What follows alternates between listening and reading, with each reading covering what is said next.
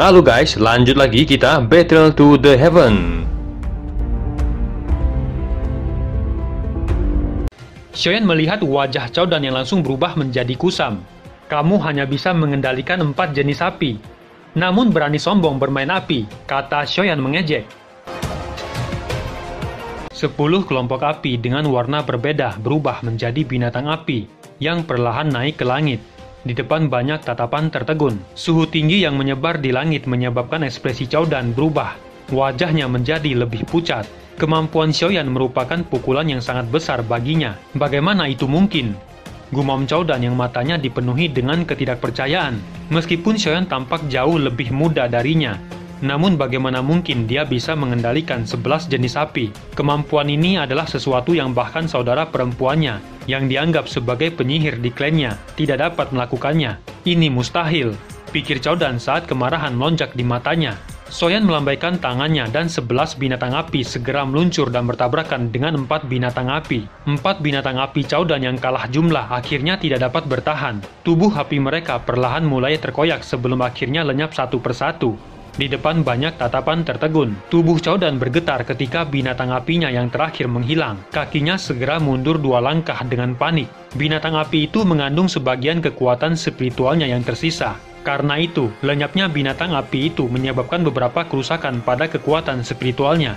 Cao Dan yang mundur beberapa langkah segera didukung oleh 2 tetua di belakangnya. Matanya menatap 9 binatang api di langit dengan wajah nampak pucat. Tuan muda Cao Dan, silahkan pergi, kata Xiaoyan dengan tenang. Ekspresi Cao Dan menjadi lebih buruk saat dia mendengar itu. Dia telah dikalahkan Xiaoyan di depan begitu banyak orang. Awalnya dia pikir dia akan menang, namun dia tidak pernah menyangka akan berakhir dengan menyedihkan. Selain itu, dia telah kalah dalam hal manipulasi api. Hal itu benar-benar memberinya tamparan yang kejam. Tidak heran Ye Chong menaruh harapannya padamu. Kamu memang memiliki beberapa keahlian. Aku telah meremehkanmu, kata Cao Dan dengan ekspresi suram. Xiaoyan hanya tersenyum tipis mendengar itu. Dia bisa melihat bahwa Cao Dan sebenarnya hanyalah alkemis 7 tingkat rendah. Saya telah kalah hari ini dan akan menepati janji. Klan Cao tidak akan datang dan membuat masalah untuk sementara waktu, kata Cao Dan. Matanya tiba-tiba beralih dengan kejam ke arah kelompok Ye Chong dan berbicara dengan suara yang dingin. Namun jangan harap klan Ye bisa mendapatkan kembali kursi Panatua. Klan Cao tidak akan melihat hal seperti itu terjadi. Saya ingin lihat apakah klan Ye dapat masuk ke 3 teratas. Kamu tidak perlu mengkhawatirkan masalah klan Ye, kata Ye Chong dengan dingin. Cao Dan tersenyum dingin mendengar itu. Tatapannya segera beralih ke Xiaoyan. Xiaoyan, kamu memang sangat kuat. Namun kamu akan menyesal karena telah menyinggung klan Cao, kata Cao Dan. Apakah kamu sudah selesai bicara? Jika sudah, tolong pergi, kata Xiaoyan mengabaikan Cao Dan. Kemarahan melonjak di hati Cao Dan karena sikap Xiaoyan yang acuh tak acuh. Saat kamu ke Menarapil, akan ada orang dari klan Cao yang akan mengurusmu, kata Cao Dan dengan dingin sebelum berbalik dan pergi. Klan Ye menghela napas lega saat melihat klan Cao pergi. Sorakan terdengar dan rasa hormat di mata mereka menjadi semakin padat terhadap Xiaoyan. Kakak Xiaoyan, terima kasih, kata Xinlan dengan gembira saat dia menatap Xiaoyan. Karena aku telah berjanji padamu, aku akan melindungi klan Ye, kata Xiaoyan tersenyum dan melambaikan tangannya. Tuan Xiaoyan, klan Ye tidak akan pernah melupakan kebaikan besar yang telah Anda lakukan, kata Ye Chong menangkupkan kedua tangannya. Panatua Ye Chong, tolong jangan seperti itu, kata Xiaoyan sedikit tersenyum. Ye Chong hanya tersenyum saat mendengar itu, namun ada kekhawatiran di matanya saat dia menghela napas. Dari apa yang dikatakan Cao Dan sebelumnya, kupikir penyihir dari klan Cao sepertinya telah kembali, kata Ye Chong. Penyihir, kata Xiaoyan sedikit tertegun. Cao Dan memang memiliki beberapa keahlian dalam pengendalian api dan mampu mencapai alkemis tingkat 7. Namun Cao Dan ini tidak dapat menunjukkan sedikitpun kesombongan di depan penyihir dari klan Cao, kata Ye Chong yang suaranya mengandung kepahitan yang dalam. Keterkejutan melintas di mata Xiaoyan saat mendengar itu. Penyihir itu bernama Cao Ying. Ketika dia lahir, dia sudah menunjukkan bakat spiritual yang mengejutkan. Ketika dia berumur 7 tahun, dia sudah menjadi seorang alkemis. Pada usia 15, dia menarik perhatian Menarapil dan menjadi murid inti Menarapil. Pada usia 20, dia menjadi alkemis tingkat 7 termuda di klan Cao. Saat ini dia berusia 22 dan setidaknya berada di puncak tingkat 7. Gadis ini akan menjadi lawan terhebatmu di pengumpulan pil, kata Ye Chong dengan getir. Xiaoyan sedikit mengangguk mendengar itu. Tenang, aku pasti akan melakukan yang terbaik, kata Xiaoyan dengan tenang. Tuan Xiaoyan, Ujian 5 klan besar akan dimulai dalam waktu kurang dari 1 bulan. Kita akan pergi ke kota pil 20 hari lagi, kata Ye Chong. Di luar ruangan perbaikan pil nampak Ye Chong, Xiaoyi, dan lainnya tengah berdiri. Ini adalah hari di mana mereka akan menuju ke kota pil. Sesaat kemudian, pintu terbuka dan Xiaoyan perlahan keluar. Tuan Xiaoyan, kita akan memulai perjalanan ke kota pil suci. Apakah kamu siap? Kata Ye Chong. Xiaoyan mengangguk mendengar itu. Tuan Xiaoyan, tidak ada yang salah denganmu, bukan? Tanya Ye Chong yang sama-sama merasakan semacam tekanan dari Xiaoyan. Apa yang bisa terjadi padaku? Tanya Xiaoyan sedikit heran. Kekuatan spiritualmu tampaknya telah meningkat selama pelatihanmu, kata Tianhuo tersenyum. Kekuatan spiritual, kata Xiaoyan tertegun saat mendengar itu. Aku hanya tiba-tiba merasa jauh lebih mudah memperbaiki pil obat dibandingkan sebelumnya.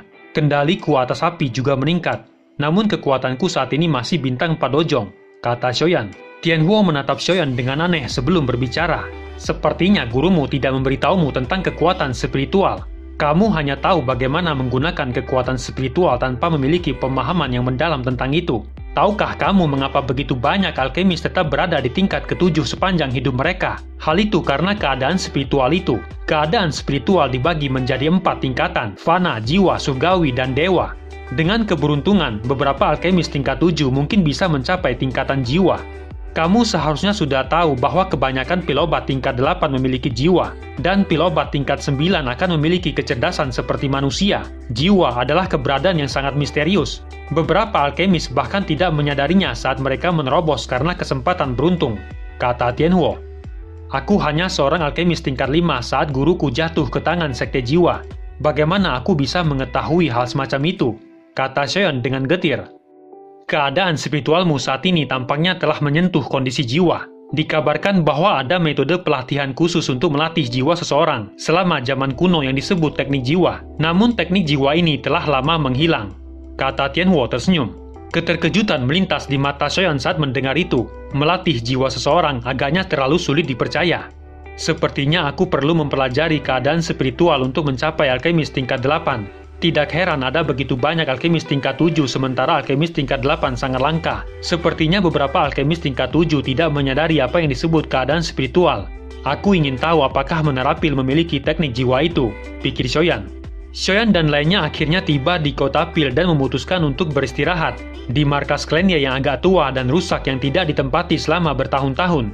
Apakah kamu belum istirahat? Kata Xiaoyan melihat Xiaoyi berdiri di pintu halaman. Sundar menyuruhku untuk melindungimu dengan baik sebelum dia pergi, kata Xiaoyi dengan senyum manis. Xiaoyan hanya tersenyum di hadapan Xiaoyi yang ceria setelah menyelesaikan tubuh racun. Seharusnya tidak ada masalah dengan tubuh racun, bukan?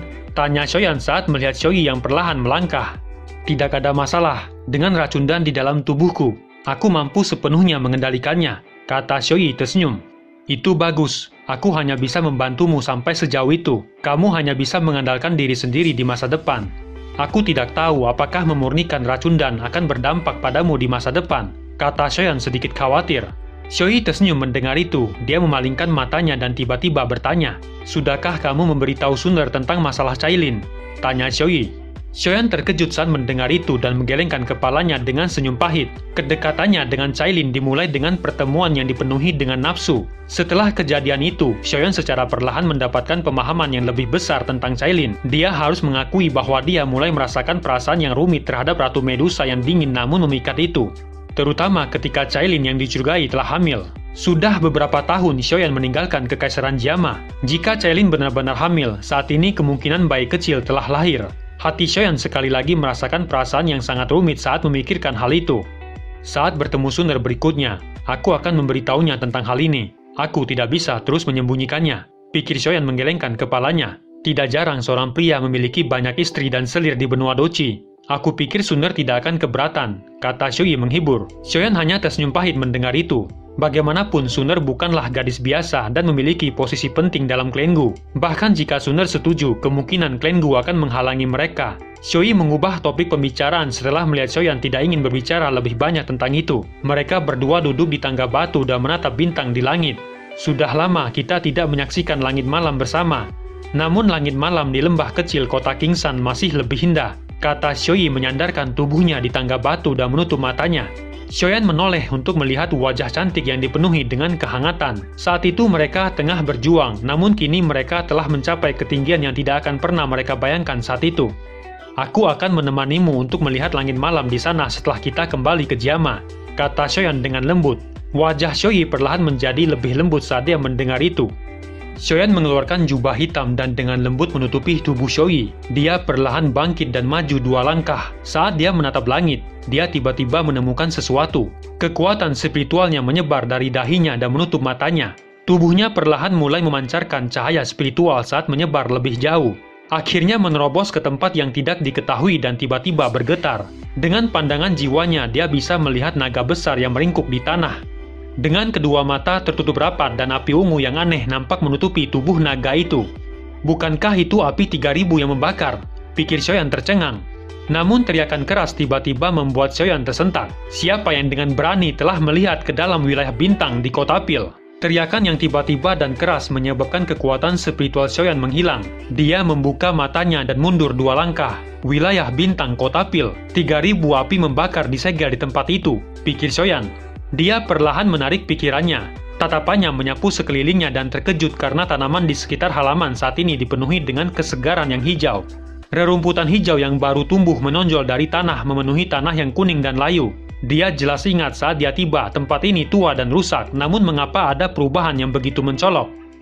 Mungkinkah karena cahaya spiritual di tubuhku yang menyebar saat aku tenggelam dalam keadaan misterius? Pikir Xiaoyan. Dia menutup matanya sedikit saat dia memikirkan itu. Sesaat kemudian dia tiba-tiba membuka matanya. Ada keterkejutan dan kegembiraan yang sulit disembunyikan di matanya. Spiritual yang ada di dalam jiwaku tampaknya jauh lebih padat jika dibandingkan dengan sebelumnya. Pikir Xiaoyan yang tidak terbiasa dengan apa yang disebut keadaan misterius jiwa. Dia tidak tahu bagaimana bisa memperkuat spiritual di dalam jiwanya. Karena itu dia hanya bisa mengandalkan memasuki kondisi misterius. Berdasarkan kecepatan ini, sepertinya aku akan bisa maju ke dalam keadaan jiwa jika aku memasuki kondisi misterius beberapa kali lagi. Jika itu masalahnya, aku akan yakin di pengumpulan pil.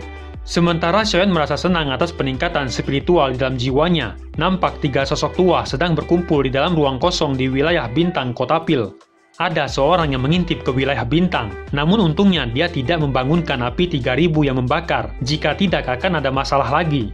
Sudahkah kamu menemukan siapa itu? Kata sosok tua yang lain. Aku belum menemukannya. Bagaimanapun kekuatan spiritual orang itu cukup kuat. Dari tebakanku, dia sepertinya adalah alkemis tingkat 8 yang telah melangkah ke kondisi jiwa. Mungkinkah itu adalah orang dari sekte jiwa? Mereka sangat tertarik dengan 3000 api membakar.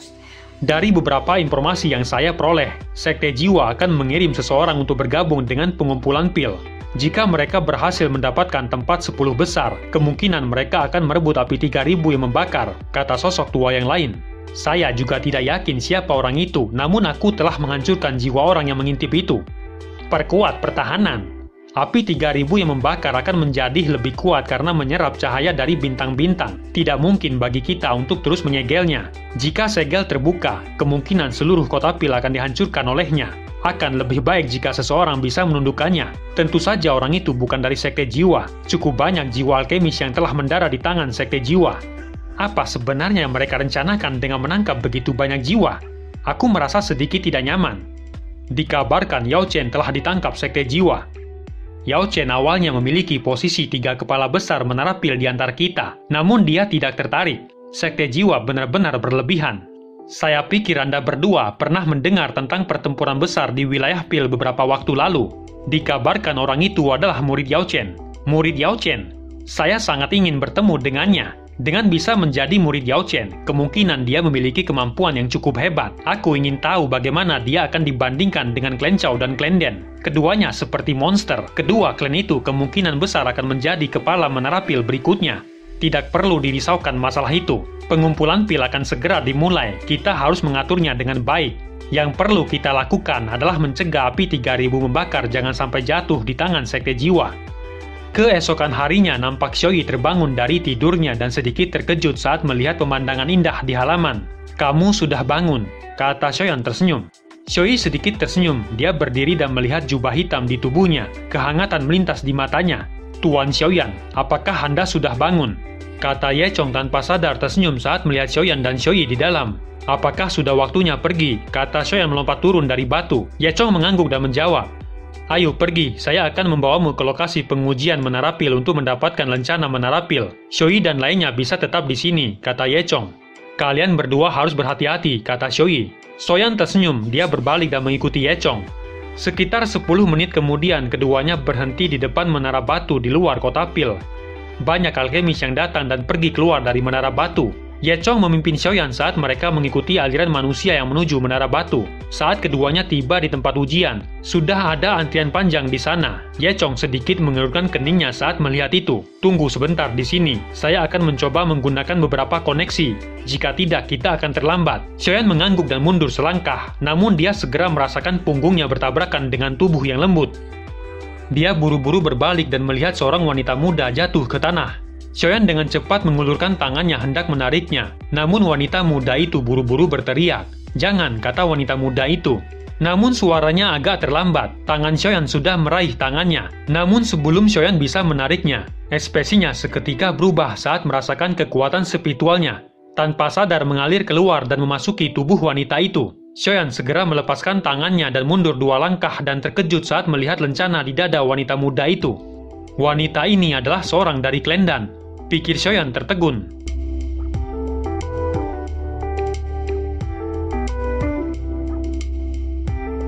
Cerita pun selesai. Nantikan spoiler selanjutnya guys. Buat yang belum subrek, dibantu subrek yo guys, biar jalan terus spoilernya. Buat yang udah subrek, mudahan dilancarkan rezekinya. See you and ciao.